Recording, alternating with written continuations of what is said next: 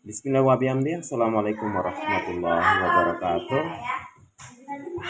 Allahumma aslih ummati Muhammadin sallallahu alaihi wasallam wa farij ummati Muhammadin sallallahu alaihi wasallam warham ummati Muhammadin sallallahu alaihi wasallam ansur wa khazul ayyana fil alamin bi haqqi Muhammadin sallallahu alaihi wasallam.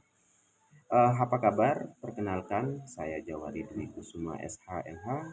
Saya seorang pakar hukum multidisipliner perspektif berdasarkan perspektif multidisipliner ilmu, perspektif tasawuf Islam ya.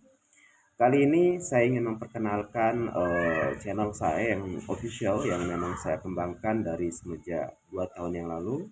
Namun sekarang saya ingin kembangkan dengan lebih serius lagi. Di channel ini saya kembangkan dari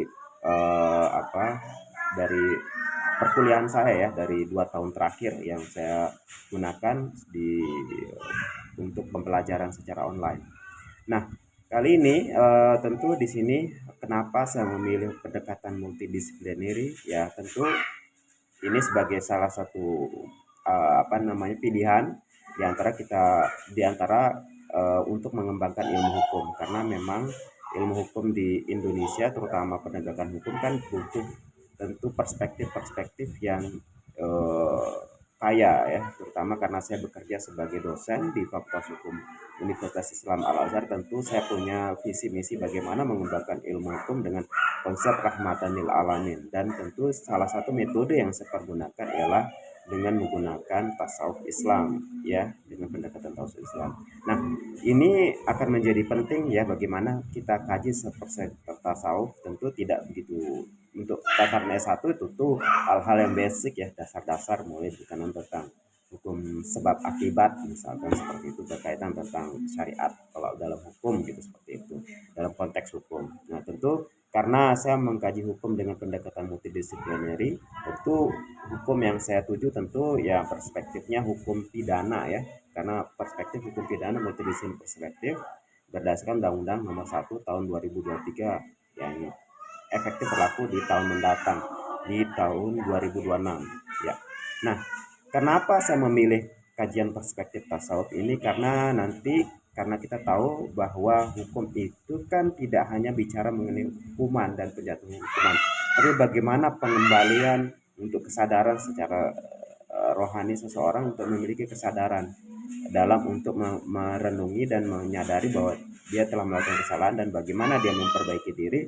Dan ini sebetulnya kita tahu ini tujuan hukum itu sendiri ya, untuk memberikan kesadaran dan dia tidak mengulangi. Ya, tidak hanya berbicara keadilan tentu, karena ini basicnya kalau kita tahu bahwa tujuan hukum itu kan keadilan, kebermanfaatan, kepastian, dan tentu di sini tambahan bagi saya kebahagiaan ya. Nah, disinilah nanti bagaimana perspektif tasawuf ini akan memberikan perspektif untuk memberikan kesadaran secara spiritual, secara rohani, agar nanti dia bisa menyadari dan dia bisa nanti kembali untuk bisa, misalkan telah menjalani pidana, dia bisa kembali ke masyarakat dan dia bisa bermanfaat bagi masyarakat. Nah, di sini pendekatan-pendekatan keilmuan dalam perspektif tasawuf itu sangat membantu untuk bisa mengkaji. Di samping juga nanti pendekatannya secara legal, pendekatan secara hukum, pendekatan secara sosiologis, pendekatan secara pendekatan secara psikologis, pendekatan secara filsafati, dan salah satunya ialah tentu ada bagiannya itu tasawuf Islam itu yang bisa merangkum dari keseluruhan pendekatan tersebut. Nah, nanti channel ini saya kembangkan dengan maksud nanti pendekatan yang saya gunakan tidak hanya teoritik ya, ya karena saya seorang ahli hukum, ya saya memiliki sertifikasi dosen yang saya terima semenjak 2018, dan saya juga sebagai seorang saksi ahli yang telah memiliki sertifikat saat saya menjalani keahlian saya mendapatkan dari Asosiasi Pengajar Hukum Pidana dan Kriminologi, dan semenjak 2024 ya, saya ingat saya itu nanti ada sertifikatnya, nanti saya publish juga. Itu berkenaan tentang bagaimana menjadi ahli untuk memberikan keterangan ahli sebagai saksi ahli dalam kasus perkara pidana. Nah, tentu kajian perkara pidana yang saya spesifikkan ialah aspek kriminologis dalam pendekatan bagaimana memahami hukum dalam aspek kriminologis dengan pendekatan multidisipliner. Nah, saya pintu masuk saya untuk memahami dengan konsep-konsep tasawuf Islam itu pendekatan dari aspek kriminologis. Tentu di sini aspek kriminologis ini bisa berkaitan erat dengan aspek victimologis, berkaitan tentang victimologis maupun penologi maupun aspek-aspek ilmu bantu lainnya yang bisa menjelaskan bagaimana fenomena penegakan hukum, baik itu penegakan hukum yang sifatnya konkret ya, konkret berarti penegakan hukum law in action, dan dan juga pengembangan hukum law in book dalam konteks negara kesatuan Republik Indonesia dengan berdasarkan undang-undang berdasarkan ideologi Pancasila, filosofinya ya, berarti nilai-nilai pertama ketuhanan yang menuntut kemanusiaan, persatuan, keadilan, dan juga kerakyatan dan keadilan. Nah, disinilah yang akan saya kombinasikan secara integral dengan pendekatan tasawuf Islam dan juga bagaimana nanti dalam pengembangannya baik secara teoritik maupun secara praktis. Kalau secara teoritik saya mengembangkan pendekatan ini berdasarkan deduktif dan induktif. Kalau berdasarkan penggunaan secara praktis saya menggunakan dengan pendekatan induktif menjadi deduktif ya. Nah, sekian ya.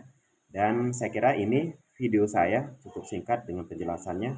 Saya pikir cukup ringkas dan nanti kalau berkenaan tentang bagaimana sih penerapannya nanti teman-teman bisa subscribe, bisa saksikan ya, sebelum di-subscribe saksikan dulu video-video saya. Dari situ ada studi kasusnya, ada teorinya, ada juga pendekatan keilmuannya, ada berbagai perspektif yang saya kembangkan dan itu memiliki landasan keilmuan yang memang saya rujuk dan itu berdasarkan rujukan-rujukan kaum intelektual baik dari kelompok intelektual barat maupun kaum intelektual muslim ya. Saya kira itu, terima kasih telah menyaksikan video ini.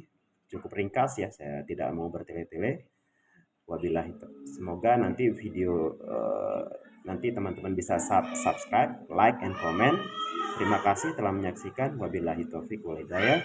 Wassalamualaikum warahmatullahi wabarakatuh. Sampai jumpa.